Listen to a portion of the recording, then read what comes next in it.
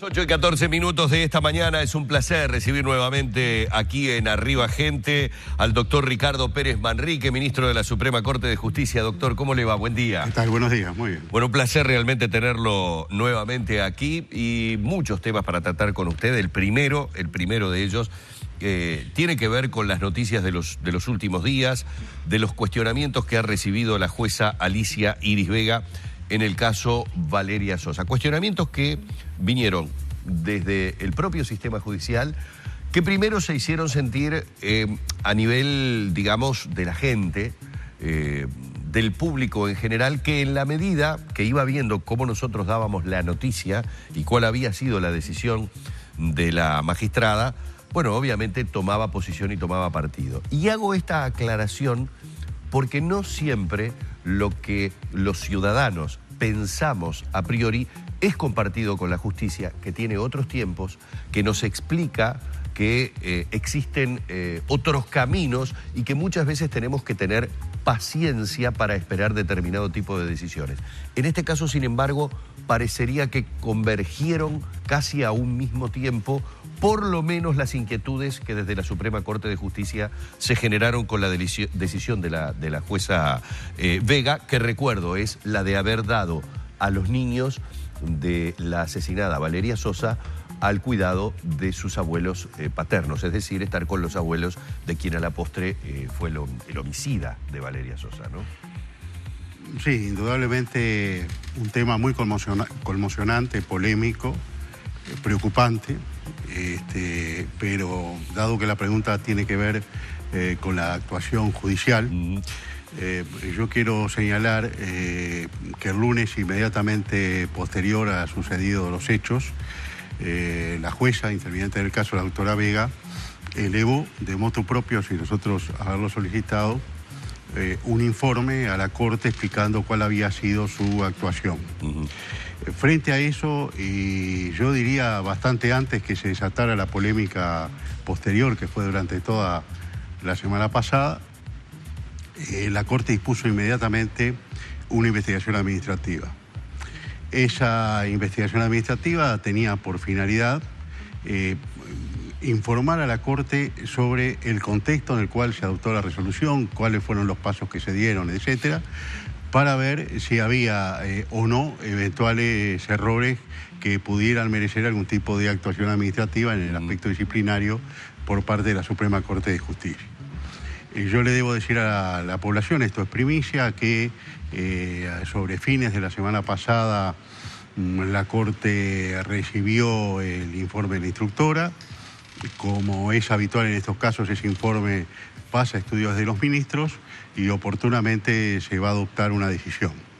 En paralelo, y eso tiene que ver con algo que es público, pero que también nosotros conocemos, hubo frente a aquella decisión adoptada telefónicamente por la jueza un recurso de reposición y apelación en subsidio deducido por la familia materna de estos chicos, y ese recurso motivó la convocatoria a audiencia. En esa audiencia, por lo que tenemos entendido, se oyeron a todas las partes, se habló con los chicos, etcétera, y está pendiente o estaba por lo menos hasta hace un par de días, yo no tengo información actualizada, una resolución sobre el recurso. O sea que más allá de la polémica del caso, en esto me quiero centrar, ¿verdad?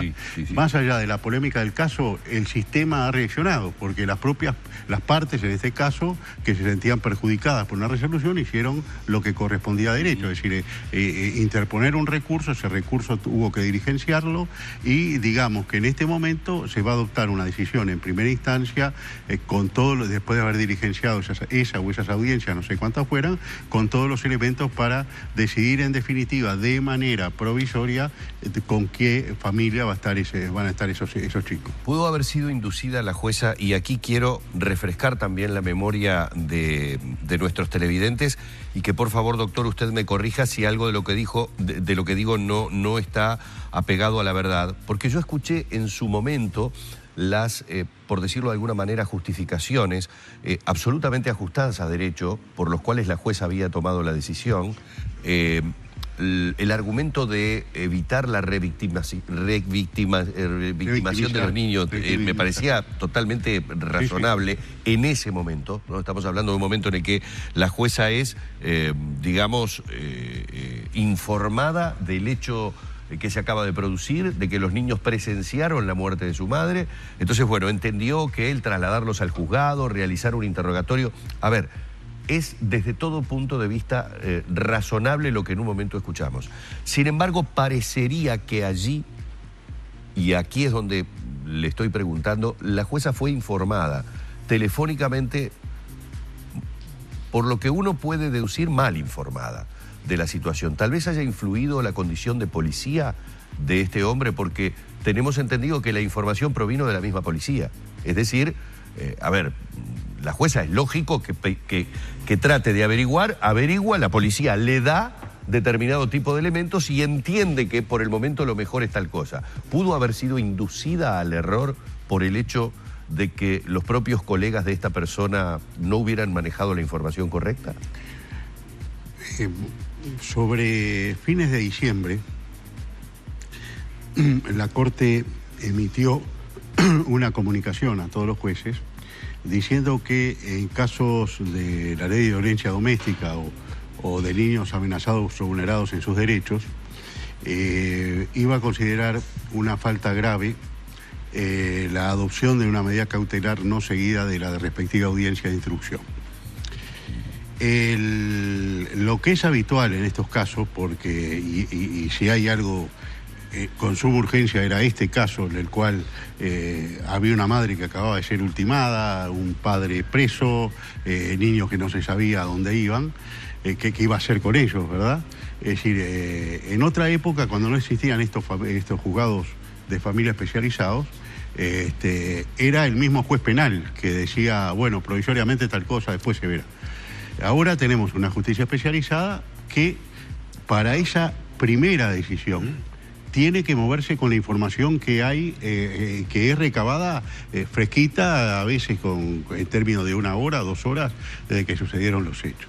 Entonces, la decisión se tomó en el encuadre que la doctora justificó. Yo no voy a entrar sobre los fundamentos que ella tuvo para dictar el asunto, y frente al advenimiento de un recurso va a suceder esta audiencia, sucedió esta audiencia en la cual se dieron todas las garantías. Entonces, lo que quiero explicar es esto, que en estas situaciones de urgencia, igual que cuando una mujer va a una comisaría o a una unidad especializada de violencia doméstica, que va lesionada porque acaba de ser objeto de una golpiza, indudablemente se le notifica al juez, el juez está de turno, contrariamente a alguna cosa que se dice en las redes sociales, el juez está con su teléfono de turno 24 horas por 24 horas. Es decir, en este caso debo destacar que la doctora Vega intervino en un asunto que había sucedido en el eje de la medianoche. Ella adoptó medidas de inmediato, o sea que el teléfono estaba atendido, contrariamente a alguna cosa que se ha dicho en las redes sociales, y se adoptan estas medidas que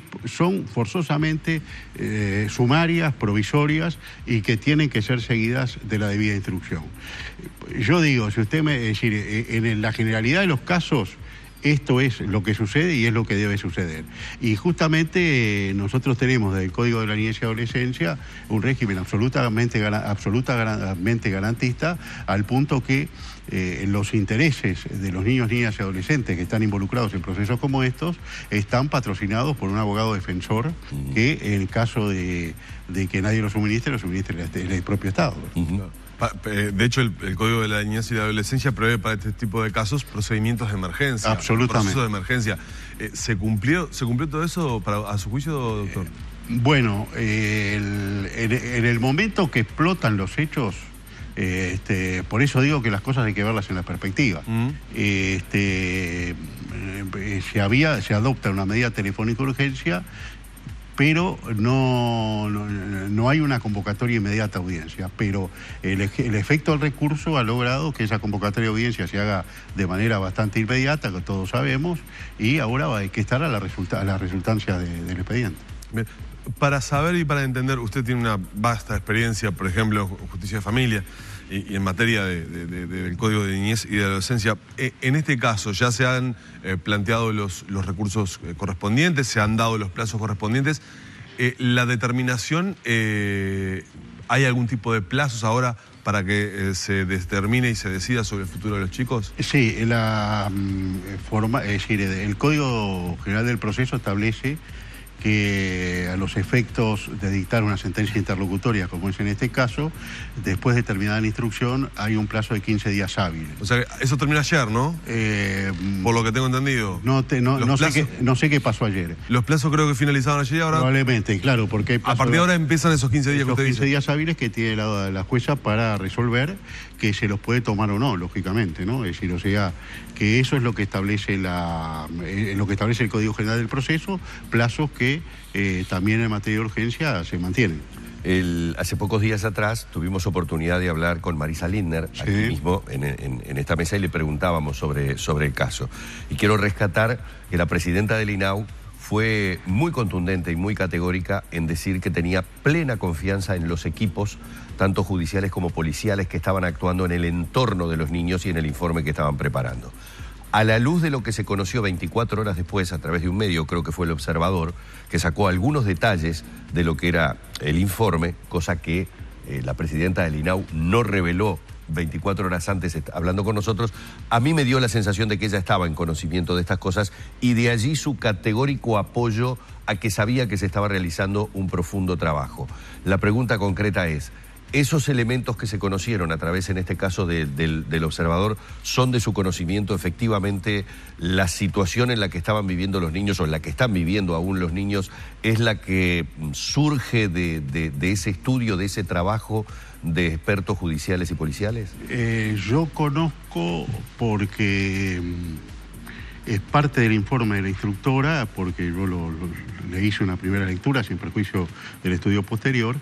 El informe del Ministerio del Interior, del Centro de CEVIDES, creo que se llama, algo así, del Centro de Protección a las Víctimas.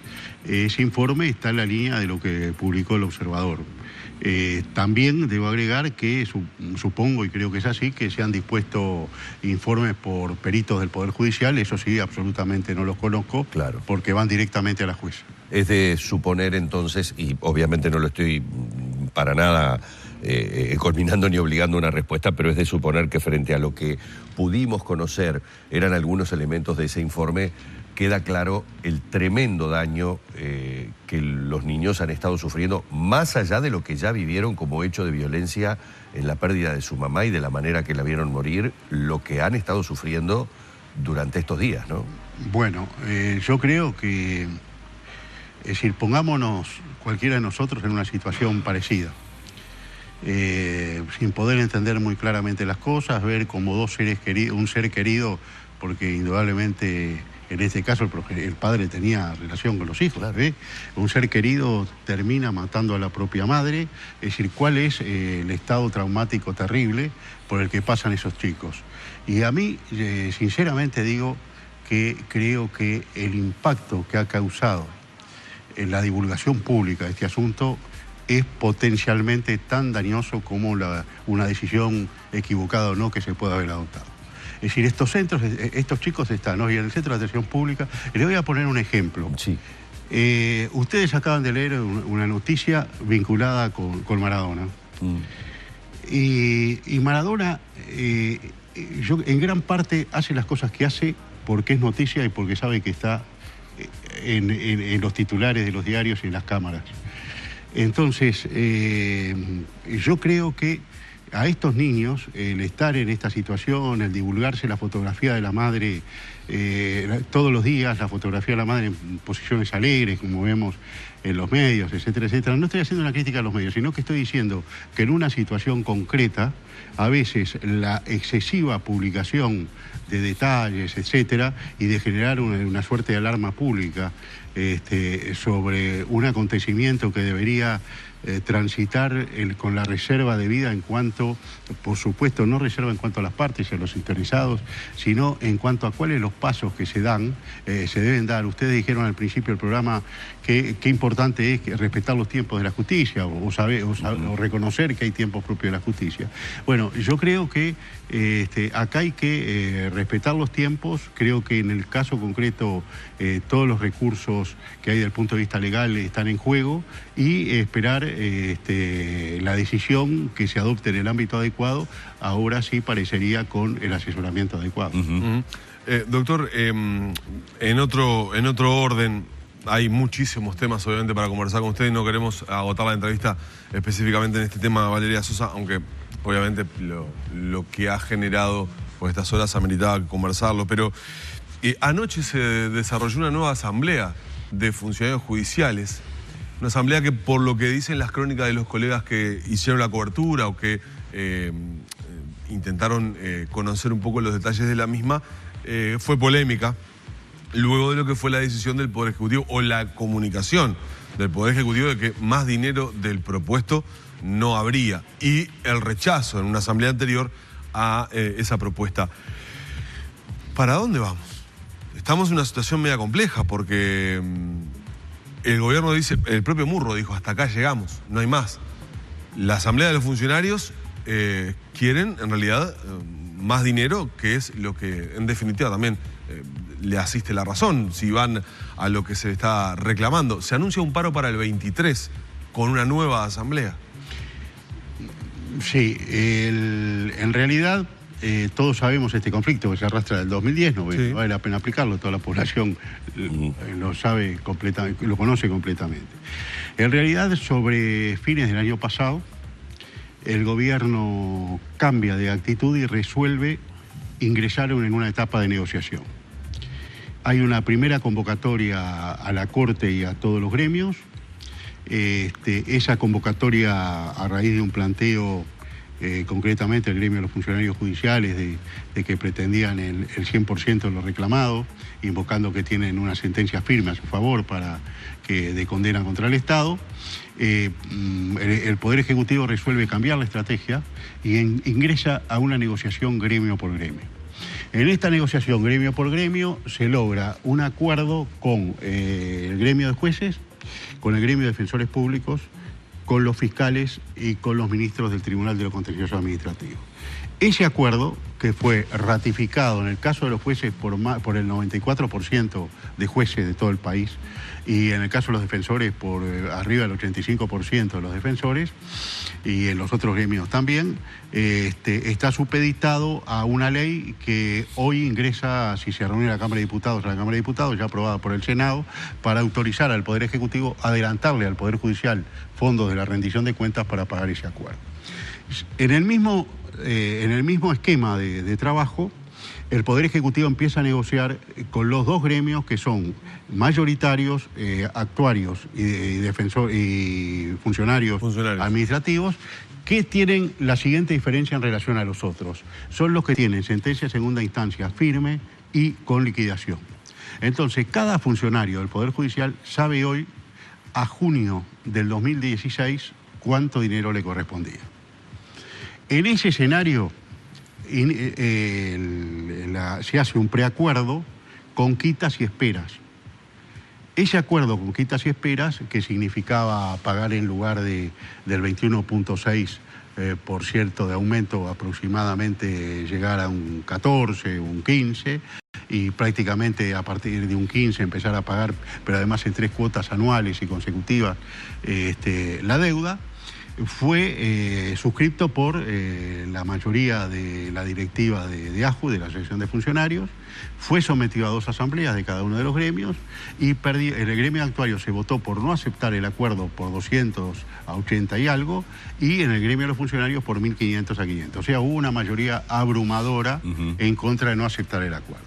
Por lo que nosotros tenemos entendido y lo que hemos leído, en un comunicado de la Asociación de Funcionarios Judiciales, esto motivó, después de una larga discusión en una reunión de directiva ayer, un cambio de autoridades, es decir, quien ejercía la Secretaría General y quien ejercía un cargo importante dentro del esquema de la asociación, pasan a cargos de segundo nivel y hay un nuevo secretario del gremio, etcétera, etcétera.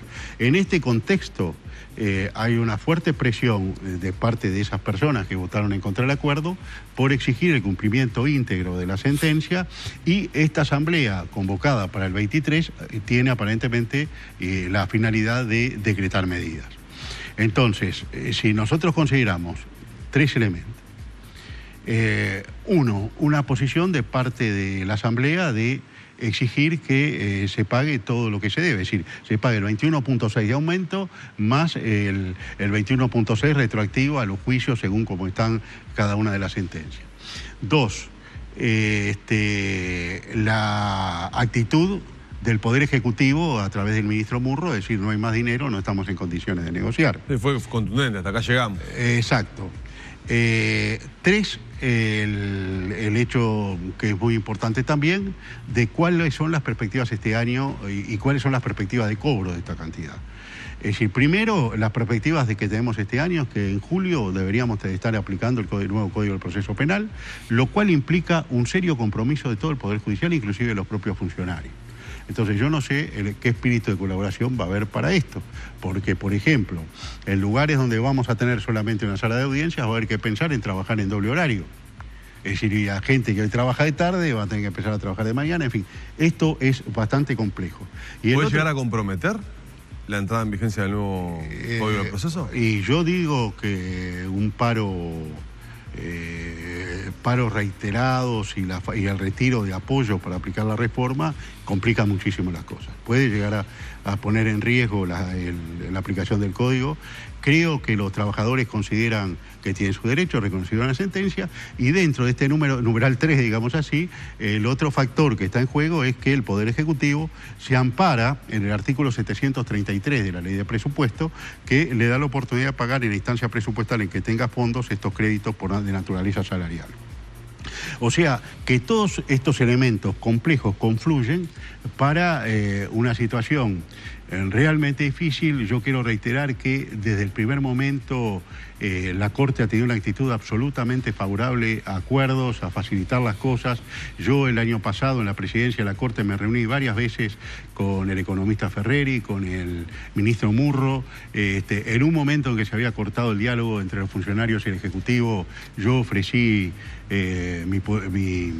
mis buenos oficios para acercar al diálogo nuevamente. En fin, nosotros hemos estado absolutamente proactivos en buscar un acuerdo. Lo que pasa es que nadie se puede meter en el bolsillo de nadie. Y acá la gente considera que ganó un juicio, que lo ganó legítimamente, lo ganó en 2 instancias, y que tiene derecho a cobrar lo que en esos juicios se reconoció. Y por otro lado, el Poder Ejecutivo dice, yo no tengo más plata para pagar. Esa es la situación. Doctor, le queremos agradecer, nos quedan muchísimos temas para seguir dialogando con usted, como siempre es un placer y nuevamente el agradecimiento por habernos dispensado estos minutos en la mañana de Arriba Gente. Estamos a la hora. Muy bien, que tenga un buen día. Hemos estado una vez más con el doctor Ricardo Pérez Manrique, ministro de la Suprema Corte de Justicia, como vieron ustedes a propósito de varios temas que obviamente estaban sobre la mesa.